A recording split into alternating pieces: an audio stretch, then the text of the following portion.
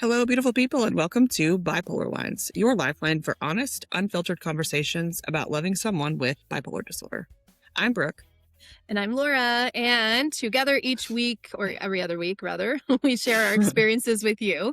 We dive into the messy, beautiful truth, sometimes practical skills that have helped us so that we can help you. Yeah. So, to our OG listeners and new, if our show speaks to you, please be sure to like, follow, subscribe on whatever platform you listen to us or watch us on. You can also join our Facebook group, Bipolar Lines Pod. It is a private group, it is a safe space, and you all have the option to post anonymously, to get feedback, etc., share stories. It's just a great group that is constantly growing. If you want to hear more from us, you can join our Spotify membership. You'll get 2 bonus episodes a month. And don't worry, our main feed remains as is.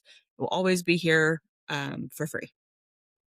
All right. So today's topic is really just kind of going more into depression. We feel like we haven't talked about it a lot, and a lot of people wanted feedback in our Facebook group Yes.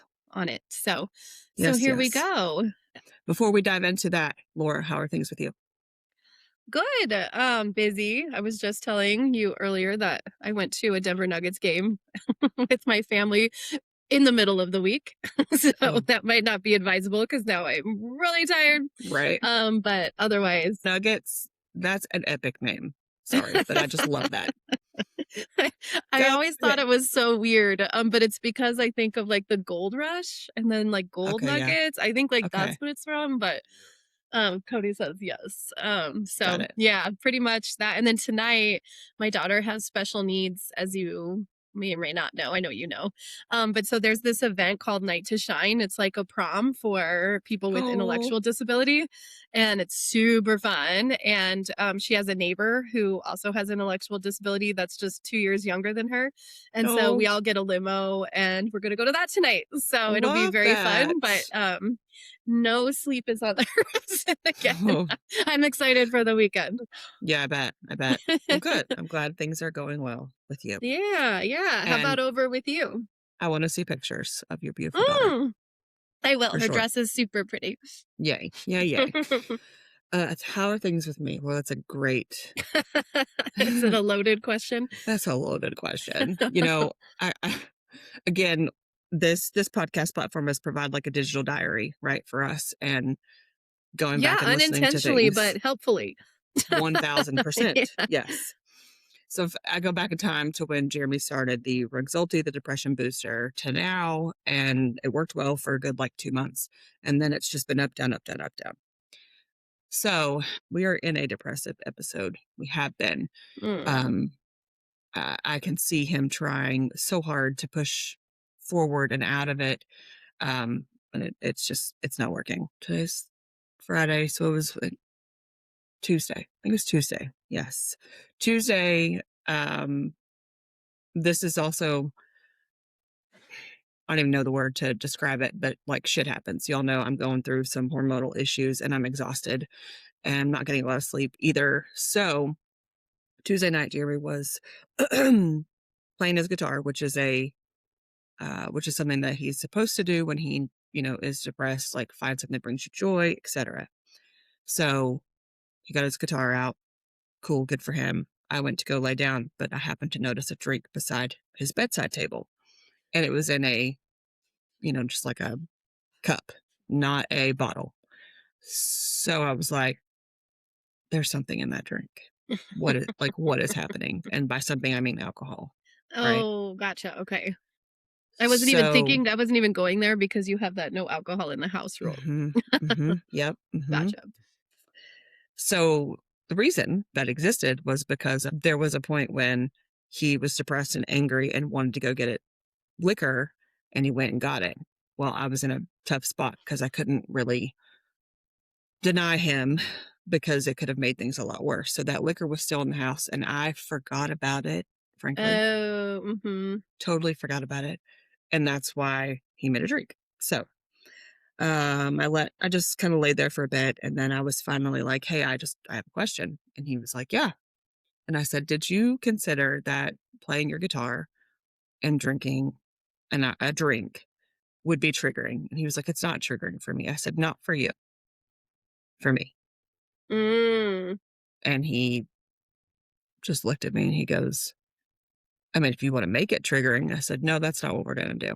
And that's also Mm-mm. not how triggers work, but yes. Right. So within a minute, he was out of the bed. His guitar was in the corner of the room and he was out. He was pissed. Right. Mm. And his depression has showed up. His depressive episodes have shown Yeah. up with anger Yeah, lately. which is Right. unusual. Very. I decided, I was like, well, I've already poked the beast a little bit. I'm just not going to respond. I'm not going to do anything. So he was upset. Sure. He left the bedroom. Fine. I was exhausted. I knew how this was going to go. He was going to blow up my phone with messages. So Ah, I turned my phone on silent. okay. And it kept beep beep beep, and so I blocked him. And I was like, I'm going to block him for a little while and then things will calm down. Well, Laura, I fell asleep. Totally fell asleep. And this was Which what would night? Tuesday night. Okay. Wouldn't have been terrible except for he decided to go take my car to put gas in it, which thank you, I appreciate that. And we all know for my husband, when he is driving is when that switch flips. And that is exactly what happened. Oh, no. Oh, God. My phone was on silent. He was blocked. Mhm. So he was calling other people to try to get a hold of me. Oh, I forgot to say, I also took 30 milligrams of melatonin that night because I was so tired. And I did that before all the conversations happened. Mhm. And I don't ever take melatonin. I was just dying for like, give me sleep. So Yeah, yeah. anyway, fast forward a little bit. And the next thing I know, Zoe is waking me up saying, Mom, you need to text Dad. That's what I heard her say. That is not what she said. But in my out of it slumber, that's what I thought she said. So I grabbed my phone. It's like 12:30. I grab my phone and I go to text him and it won't go through. And I'm like, oh, he's still blocked, right? So I unblock him and I text him the word goodnight. And I put my phone somewhere. My phone ended up on the floor when I woke up the next morning. Oh, Um, God. and I'm back asleep in no time. Mhm. So he ended up calling our oldest daughter. Good for him. He kept reaching out and stuff. But point is, the next morning, um, when he finally got home and he was safe and fine, he's looking to me like I completely abandoned him. Mm. And I'm going, I had no idea that this would have escalated to this point. Yeah. I had no clue. And I took the meds before, um, he was still home. We hadn't even argued. It wasn't, Yeah. anything like that. So that whole next day, and I had to get up and go to work. I get up in the morning and I'm like, oh shit, like reading all of these messages. And he's basically told me goodbye. He's told me that I fought really hard for him. He really appreciates me advocating for him and, all the things. They weren't Ugh. mean. Oh, Yeah. God. They were suicidal Jeremy Yeah. messages. And I had like 27 missed calls from Oh, his man. his friend who he called to try to get in touch with me. And I didn't answer because my phone was on silent and I was asleep. Also, for the Yeah. record, you all, I have one working ear. One working ear. So if my deaf ear is up, yeah, I'm not hearing anything. And Right. that's what happened. So What did Tuesday, she actually say to you? who? Addie? Zoe. Oh, Zoe said you need to call Dad back. Dad's been calling you. You need to call Dad back. And she said she woke me up 3 times. Mm. I don't recall. Mhm. I recall the last time, I guess. Um, and maybe what I heard was you need to text Dad.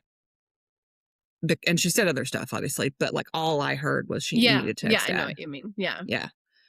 I didn't look at my phone. I didn't see all the other missed calls. Nothing. I just texted him good night. Actually, I texted him good nights with an S. And that was it. Went back to bed. Oh, So gosh. yeah, I was fighting Wednesday to try to explain my position, Mhm. but how do you do that? Yeah, I was just thinking, like, it's so interesting, different stages of life, because when you were younger, or even when I think about myself being younger, I just in terms of the sleep situation, I didn't have Cody get up. He offered so many times, but I didn't want him to get up with the babies. Plus, when they got up, even if he was with them, I was up anyways. So he Yeah, finally did just like relent and be like, "What's the point if you're just going to yeah, keep getting up? I'm trying to help you." right, And I'm like, I can't. Like, not right, only can I just maybe just the mom part of wanting to be the mom there, but then also just knowing sleep could f him up, and I needed him, like, and so I could handle it. I remember, oh my gosh, like my son was the absolute worst sleeper, but I still went to work, functioned, got the coffee, 3 4 hours of sleep. Let's go and do it over and yep, over and over and over over and and over over and again. over again. Yeah, and then like yeah, this stage is going to be um different because it's a different way of how you or me are able to show up. Like, because I've definitely been more tired too. A midweek Mhm, Nuggets game would normally not throw me. Like sure, Laura was out all the time. yep, But yeah, it did. It's like, dude, like, I need to sleep. yeah, So, but yeah, just even things like that. Or if I fall asleep early, it's like, it's just a different change. Like, yeah, and it's hard not to take it personally, I think, sometimes. yeah, So it is going to be a new way of like navigating, where he's going to have to understand that like this is the same Brooke, but it's a Brooke going through different stages of mhm, life as well. And yep, yeah, like what do you guys get, and just like figuring out what are we going to do in these situations if mhm, this happens again. yep, Because how did it yep. result? I guess we haven't really talked about. I mean, obviously he was fine. You said he made it home. Like, He made it home, he slept on the couch, I think. I woke up at one point to pee, and he wasn't in the bed, and it was like, I don't even know, y'all. It was one of those moments where I was just like, "Okay." Like, I legit had zero knowledge of him spiraling. mm-hmm, Didn't mm-hmm, register, wasn't on my radar because he was angry with me about the whole guitar and drinking conversation. Um, and I never read any of his text messages that he blew up my phone with that I knew were coming. So I, and it's not that I blame myself, it's a hard line. Had I read a few, I might have been able to see the connection that this was going to escalate. mm-hmm, I was so tired and just worn that I was like, no, like I can't do anything. I'm so tired. So, but anyway, yeah, he came home and slept, and then he started blowing my phone up the next morning when I was at work, and then he went to go play golf with people, which was good, like get you out mm-hmm, of the house and stuff. But he was so angry and hurt about me just turning my back on him that he couldn't really focus. mm-hmm, I don't think he made it through the golf round. I never asked him. I just know he was eventually at home. But then he started confiding in a friend of his, texting said friend, and his text with me escalated where he was basically telling me bye again. They started getting more intense. When I got up to get ready for work the next morning, I forgot to tell you that there was a bottle of Benadryl tablets on our kitchen counter, and I was like, "Oh shit!" And that is actually what led me to look at my phone to see how everything blew up. mm, gosh. So you can make the connections there about what his plan was. But so obviously I took the bottle and dumped it out in our outside garbage bag, in a plastic bag, yada yada.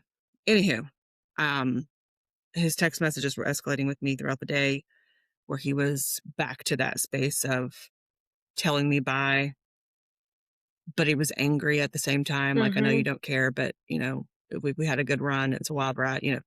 Just very specific things that I know are not good. Like, he's not in a great place. So I leave work and trying to get home because his plan was to get Zoe from school, go home, and then he said he was going to take her to the basketball game. I didn't trust that because mm-hmm, once he's home, he has free reign to go do whatever. Right. mm-hmm. So I was trying to get home before he could leave again, right? So then I had to call Zoe and had to have that conversation with Zoe. I'm like, I need you to stall. Don't get in the car immediately. You're at school. Go to the bathroom. Tell me you have to go to the bathroom. Just, I need you to stall. And she was like, why? And I'm like, okay, take a deep breath. Like, dad Ugh. is not doing well. He's super depressed. And she was like, oh, well, and I was like, no, Zoe, I said, he's suicidal. And she goes, okay, okay. And then there was a moment where she said, hold on, mom. And I was on the phone and I'm driving home with my flashers on in my car going 85 miles an hour, 90 miles an hour down the highway. Um, and so anyway, I'm listening and she's talking to somebody, but I couldn't really hear what she was saying. And then she comes back on the phone and she was like, sorry, that was my teacher. And I was like, okay. She goes, she noticed the look on my face and wanted to make sure I was okay. And I had a Mm. moment, Laura, where I was like, maybe you need to grab that teacher and have that teacher walk out to the car with you and see if that teacher can ask my husband if he's okay. Like, can I can I ask her to join in on this conversation? And then I was like, no, So hard. no, I cannot do that. Yeah. That is not that teacher's responsibility. But also, what will that do for Zoe? That's unfair. You know, it was just, Mhm. you just feel so helpless because I'm so far away. Um, and I knew that he wouldn't, like, I said, ask him for food, ask him to stop for food. And she was like, okay. I said, but just know he's not going to. And she's like, I mean, sometimes I was like, no, I promise you he's not going to. And he, of course, said no. Oh, God. Bless her heart. Oh my Yeah. gosh. So, and she's, you know, about to be 15 next month. She took it really well. I mean, I think it obviously was jarring, but I think what the difference for her in that situation was that she was able to walk out the door and see her dad. Mhm. She has problems uh making sense and processing her emotions when she is unable to put her eyes on the person that's, in crisis Yeah. or in the hospital or whatever. Yeah. Um so that I think that was helpful, but I actually told Zoe I'm turning my location off on Life 360 so that like it doesn't ding to tell him where I am on my drive Mhm. home. Mhm. And I said, just the only thing I'm going to ask you to do is when you get home, do not get out of the car unless he gets out first. And she goes, why? And I said, because you know how he is. If you get out, he's going to say, I'm going to run to the gas station. And you're already out of the car and you don't really have a leg to stand on there, right? I said, so just when you get home, just stay in the car, mess with your backpack, whatever, right? Like just do not get out first. And she was like, okay.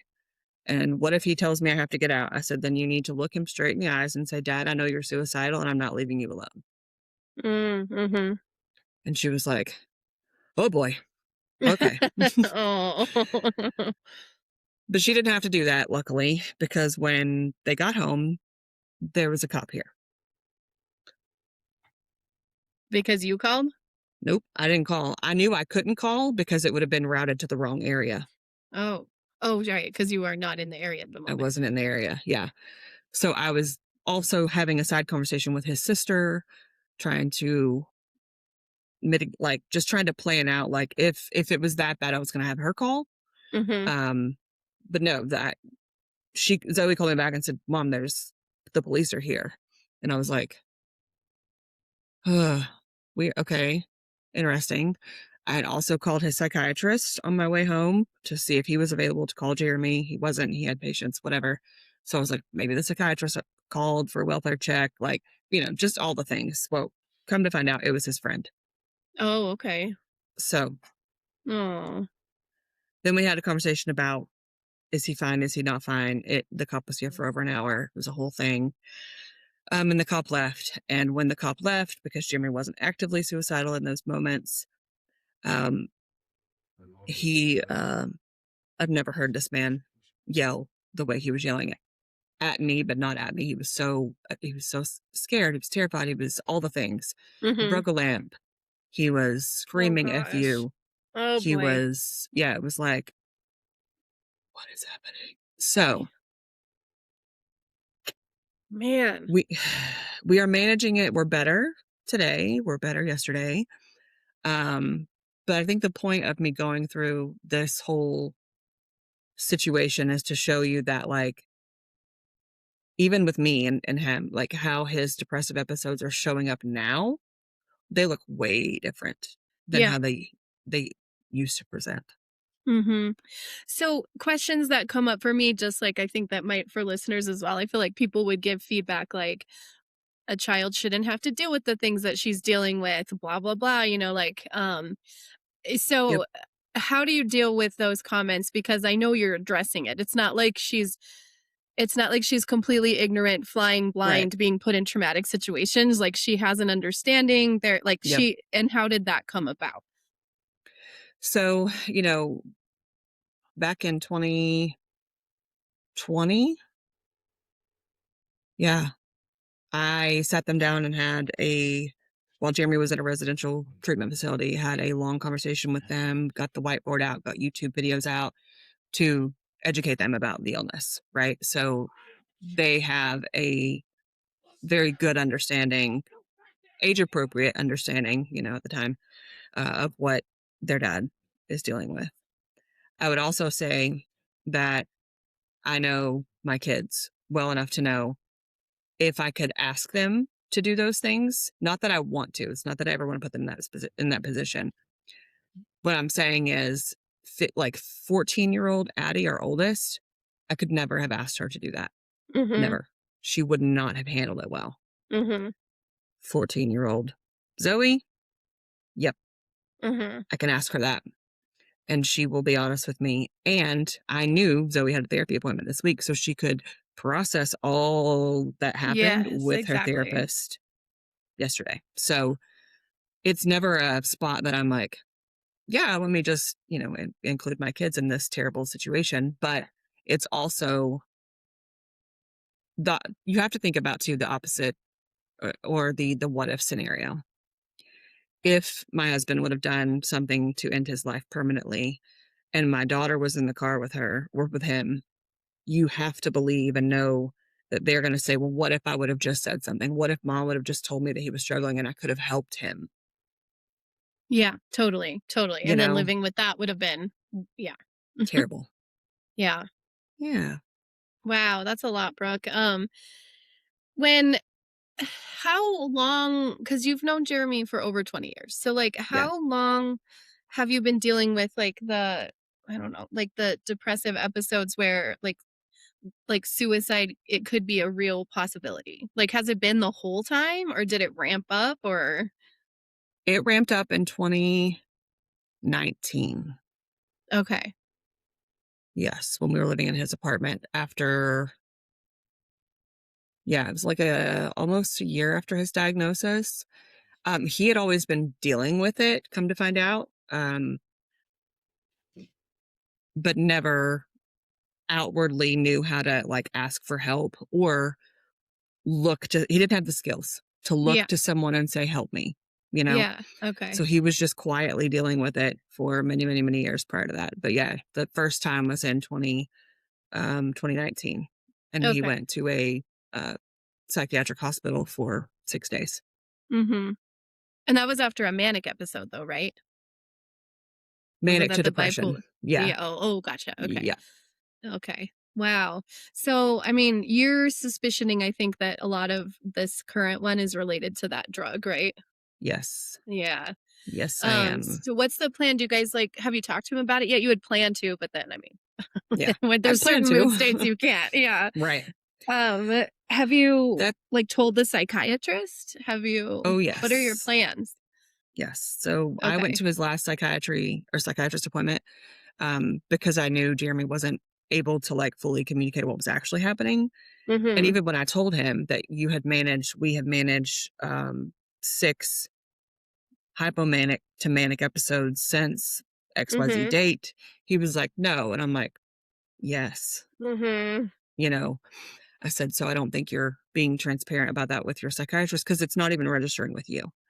Yeah. So, Right. um, his psychiatrist wanted to stay as is for the next month on the lower dosage of that new medication. And okay, fine, I get it, because he did fine on this medication, this dosage before. But when I called his psychiatrist after the next manic episode, he called me back a couple of times and was like, "You need to take this away and this way. So don't get." He couldn't have the Zoloft on top of everything else. So he was trying to tweak it a little bit more and get him back to somewhat baseline. But now we've dipped into depression. So essentially, what's happened is we've taken away all of the depression booster meds that were at therapeutic level, which is Mm-hmm. why he dipped so quickly and so Mm. fast. Gotcha. That makes sense. Yeah. Oh So my he came out God. of mania and now we're just down in the dumps. And he said to me last night, and I don't know, listeners, if your person ever says this to you, but if they do, please pay attention. Please don't dismiss it. Give it weight, give it credit, because it's very impactful to them. But he said, I've always felt like I'm just living on borrowed time. Like I know that eventually my life has an expiration date. I I just hate that. I've heard that I, exactly. yep. He's I just don't know when it's going to expire, but it's going to. And he's not talking about like natural causes. He's talking about essentially taking his own life. Like eventually in his mind, he Yeah. believes that's what's going to happen. I've heard that same thing, but not because of that, mostly because I don't know. It just, it always surprises me literally every single time because, Cody doesn't have those depressive Yeah. episodes. So to me, like day to day, a lot of times he seems very happy all the time to me. Like he's very playful, he's very fun, he's very joking, he's very loving, he wants to do stuff all the time. And then if I ask him right now, he will tell me he's struggling. And I'm like, Yep. what? Like Yeah. like, really? He's like, "Every day." Like, and Yeah. will surprise me, like, every single time. I'm like, "How?" Like, it doesn't even seem like that. But, I mean, yeah, that's how it is. So, he says it for that reason. Okay. Like, it's there's just an expiration point. At some point, you can't keep dealing with it or, something will take me out or so I don't know. But Yeah. anyway. And that's a good topic for another future episode, because um, my husband will send me messages. It's like, hey, add this to the unfair list of having bipolar disorder. And I'm like, okay, copy, paste. And I read them and I'm like, oh, damn. Like I can't listen to rap music on a summer day, because that will incite feelings of, elatedness that can lead to mania. And Mhm. I'm like, oh. So Yeah. I think there's so many things on the surface that we don't give a lot of credit to because we don't experience it, that they are trying to manage, that does cause them to struggle, where it's always top of stack or top of mind. Yeah. That makes that comment make so much sense to me. Like Mhm. he'll go off on the most random things about, you don't realize how XYZ and how much I struggle because of this or that, or because the one time I don't take a shower, I'm afraid that I'm spiraling into depression. And then I spend an hour ruminating about all the things that I've done because I'm trying to convince myself I'm not depressed. And I'm like, oh, Yeah. I yeah, know. I don't, No, we don't. I don't do that. There's things that we don't realize. Yeah, for sure. Yeah. So, but ultimately, we talked about this on the Line Holders Club episode, where I've been hesitant to talk more about depression, and we'll wrap it up here. But I'm always hesitant to talk more about depression because everybody is different, right? And so I don't want listeners, for you all to take the words coming out of my mouth as direction, as like there is no other option, because everybody is different. I think the most important takeaway, and we'll keep talking about depression and I'll get more comfortable at some point. Um, but I think the most important takeaway is that, like, when they get to that point where ending life is the only thing that matters, you cannot not take that seriously. Mhm. And to go back to what I was talking about, what happened this week, I was already planning on calling the cops because I knew he was too angry to talk to me about or trust that I was going to be in any way helpful. So Mhm. I was just waiting until I got closer to home or at home to do it. And So then it you was request going, what? A well visit? yeah, a well check. Welfare Yep. check? Mhm. Yeah. Yep. And I had the text messages to prove that he was not okay. despite what was coming out of my husband's mouth. Okay. In those moments, it's so freaking hard. I could have chosen to say, yes, you need to take him and read this part of my phone. In that moment, it was very clear to me he was terrified of going somewhere and being involuntarily committed, like what happened last time. And I could tell that he was so worked up that he wasn't considering end of life activities because he was angry, scared, and terrified. And in that moment, I had to decide, can he stay home or does he need to go to the hospital? And I chose that he stay home. And people will look at me and they'll be like, why did you do that? Why did you do that? Because I know him. I know him, and no, at no point was he suicidal after that. Did anything further happen after that, because he was now fixated on what could have happened, right? But that is not going to be the case for everybody. Right. And that's why I say that's what I chose to do, because I know him. And if you're in that spot when your person is suicidal and the cops come and they look at you as they do, they say, tell me what's happening. Do you have proof? Did he say, I want it in my life? Did he say that? You have to make a choice, right? And if you're unsure, if you have any ounce of doubt, you send them to the hospital, because I've said this before, I'll say it again. They may be pissed, but they're alive. Yep. 100%. So. Well, Brooke, thank you so much for just opening up and sharing that. I know you've been hesitant to do it, but I know that, a lot of people deal with this and it's not talked about. And on our podcast, it's not talked about as much either, just because, we don't have that aspect, knock on wood, with Cody. So, but it is an important topic that I'm glad you were able to address. So thank you for that. And I'm so glad Jeremy is doing better. And I hope you guys can just figure out these meds. I know you will. I know it will get figured out. But just, get back to just some sort of stability. Yeah. Yeah. Well, thank you. I appreciate it. And I hope that helps for anybody currently in that spot. It's a sticky situation. Until next time, I guess. Yeah, I know. Comment if you wish. Let us know of episode topics that you might like to have. As Brooke said in the beginning, you can find us on Facebook and our anonymous group, Bipolar Lines Pod. We are both on TikTok. I'm the BP spouse and she is break_the stigma. Our DMs are open when we can. We get to them when we can. Yeah. And as always, thanks for showing up for your person. And we'll see you next time. See you next time.